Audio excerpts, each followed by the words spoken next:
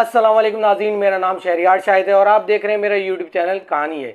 नाज़रीन, आज मेरे साथ बहुत ही मोअज़्ज़ज़ मेहमान मौजूद हैं। जमील फारूकी के साहब आपकी सियासत पे बहुत गहरी नज़र है। तो सर, सबसे पहले तो शुक्रिया, आपने मुझे अपना कीमती वक्त दिया। बहुत शुक्रिया। हाँ, आपसे सबसे पहला सवाल मेरा ये होगा जमील भाई कि इमरान खान की आज आप स्पीच देख रहे थे, तो इन्होंने जो है उनकी स्पीच मुख्तलिफ चैनल पे बंद कर दी, पैमरा ने पाबंदी लगा दी, इवन यूट्यूब चैनल पे भी जो है वो नहीं दिखाया गया और उस पर लोड आ गया। तो क्या कहेंगे कि क्या इम्पोर्टेड गवर्नमेंट जो है वो क्या बुखलाहट का शिकार हो गई सर? देखिए, लोड को तो मैं नहीं मानता यूट्यूब या डिजिटल मीडिया जो है वो कितना भी लोड अफोर्ड कर लेता है। आप देखें, ट्विटर स्पेस जब खान साहब ने की थी तो 1,65,000 लोग उस पर पूरी दुनिया में उनको सुन रहे थे। अगर लोड देने वाले लोड अफोर्ड करने की आपको परमिशन दे दें तो मेरा नहीं ख्याल कि उसमें कितना बड़ा लोड वाला सीन है। पीटीए ने इसको बैंडविड्थ को इतना कम किया कि आप यूट्यूब पे नहीं देख पा रहे थे, फेसबुक लाइव पे नहीं देख पा रहे थे। तो ये फैशिज्म है, ये फैशिस्ट रिजीम जो हमारे ऊपर मुसल्लत कर दी गई है। भाई, आप अपनी आंखें बंद कर लें अगर आपको कोई बुरा लगता है तो, लेकिन जिसने बोलना है उसने बोलना है। आप उसको एक जगह रोकेंगे, वो दूसरी जगह जलसों में, तो लोग सुन रहे हैं ना, लाखों लोग वहां तो मौजूद है ना उनके सामने, वो तो सुन रहे थे ना, उनको तो नहीं रोक सकते। ब्रॉडकास्ट रोकेंगे आप इंटरनेशनली, वो रुक जाएगा। बातें तो उसकी वही है ना जो पिछले 3-3.5-4 महीने से बोल रहा है। तो मेरे ख्याल में ये बहुत घटिया हरकत है। पैमरा एक स्टेट इंस्टीट्यूशन है, किसी पार्टी का गुलाम नहीं है। पैमरा एक इंडिपेंडेंट इदारा है, रियासती इदारा है।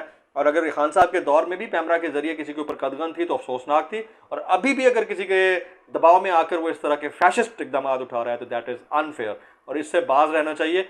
आजकल की जो नौजवान नस्ल है उनके पास कम्युनिकेशन के बड़े रास्ते हैं, उनके पास बड़े जराए हैं, वो इन्फॉर्मेशन ले लेते हैं, उनको कम्युनिकेट कर दिया जाता है। ग्रुप्स हैं, व्हाट्सएप ग्रुप्स हैं, वीडियो के छोटे छोटे क्लिप्स आ जाते हैं और वो वीपीएन लगा के भी देख लेते हैं। तो अगर ये कुछ आपने करना शुरू कर दिया तो इसके नतायज बड़े खतरनाक होंगे आने वाले दिनों में। अच्छा जमील भाई, क्योंकि आपकी सियासत पे बहुत गहरी नज़र है और आपके अपने पास बहुत ज़राए भी हैं, तो ये बताइएगा कि अभी क्या लग रहा है कि आपको क्या होने जा रहा है? क्या आपके ज़राए क्या कहते हैं कि इमरान खान आने वाले वक्तों में दोबारा इलेक्शन में कामयाब हो सकेंगे या पीडीएम यही चलती रहेगी? क्या कह रहा है आपके नज़र? देखें, इमरान खान साहब अगर इलेक्शन में जाते हैं और पीडीएम भी जाती है और यही इलेक्शन कमीशन भी हो तो अभी इमरान खान क्लीन स्वीप कर जाएगा। वो इसीलिए जा नहीं रहे।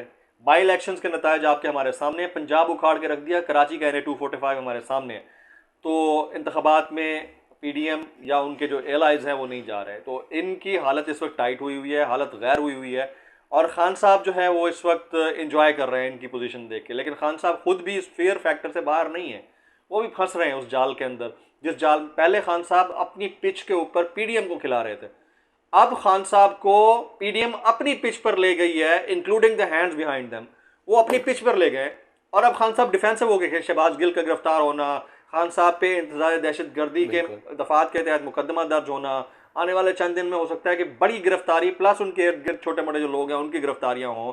ऐसी सूरत के अंदर क्रश करने की कोशिश की जाएगी, पीटीआई को तोड़ के, उसको डिवाइड करके, उनको दूसरी जमातों में शामिल करके एक नया अलायंस बनाने की कोशिश की जाएगी। और ये नैरेटिव बिल्ड किया जाएगा कि इमरान खान साहब जो हैं वो तो एंटाई स्टेट हैं। तो इससे पहले कि वो नौबत आए, इमरान खान साहब के लिए हाई टाइम है कि वो डिसाइड कर लें कि आप ये छोटे मोटे जलसों की सियासत से बाहर निकल कर, इधर पेशावर केपी आपका है, उधर पंजाब आपका है, इनके रास्तों में अगर आप बैठ जाए ना 6-6 दिन के लिए, लाइफ लाइन आपके इस्लामाबाद की बंद हो जानी है। मैं कोई इंस्टिगेट नहीं कर रहा या प्रोवोक नहीं कर रहा ये बात करके, मैं एक जेन्युइन बात कर रहा हूँ। खान साहब का way of protesting that is questionable, और उन्होंने एडमिट कर लिया है बाई इलेक्शंस को। इस सूरत में जब आप बाई इलेक्शंस को एडमिट कर रहे हैं तो इसका मतलब आप जनरल इलेक्शन की तरफ नहीं जाना चाहते।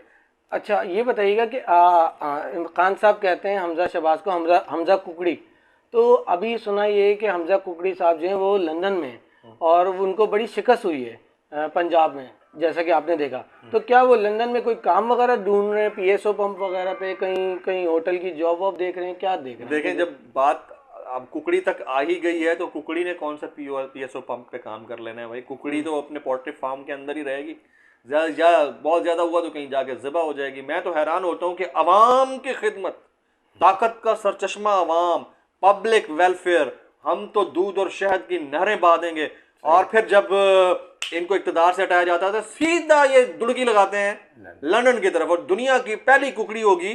जो एव्स होते हैं ना, एव्स ये परिंदे होते हैं, वो उड़ते हैं। ये कुकड़ी जो है ना, कुक्कड़ जो होता है, या मुर्गी या हैन या चिकन, ये उड़ता नहीं है। तो ये दुनिया की शायद पहली कुकड़ी होगी जिस पे नासा में भी रिसर्च हो रही होगी कि लाहौर से फ्लाई करके लंदन पहुंच गया।